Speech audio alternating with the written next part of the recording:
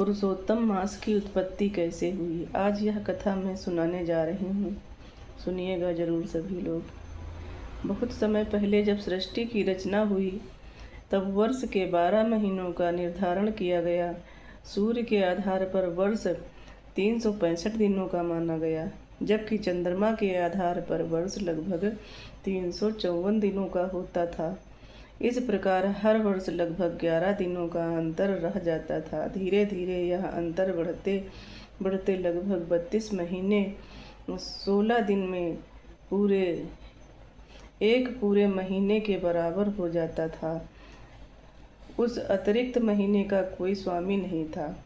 न किसी देवता ने उसे स्वीकार किया, न किसी महीने ने उसे अपने समान माना। सभी उसे मलमास कहकर तिरस्कार करते थे। कोई शुभ काम उस महीने में नहीं किया जाता था। इस अपमान से वह महीना अत्यंत दुखी रहने लगा।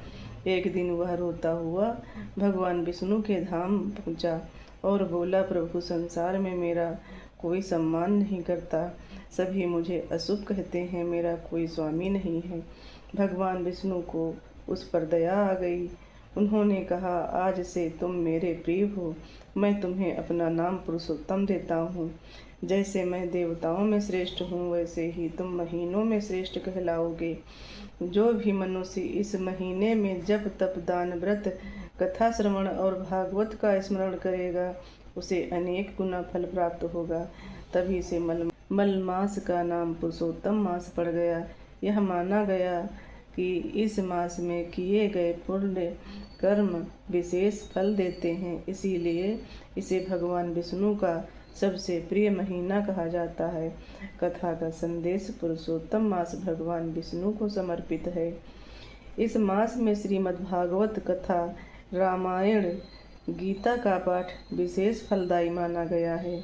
जप व्रत दान सेवा का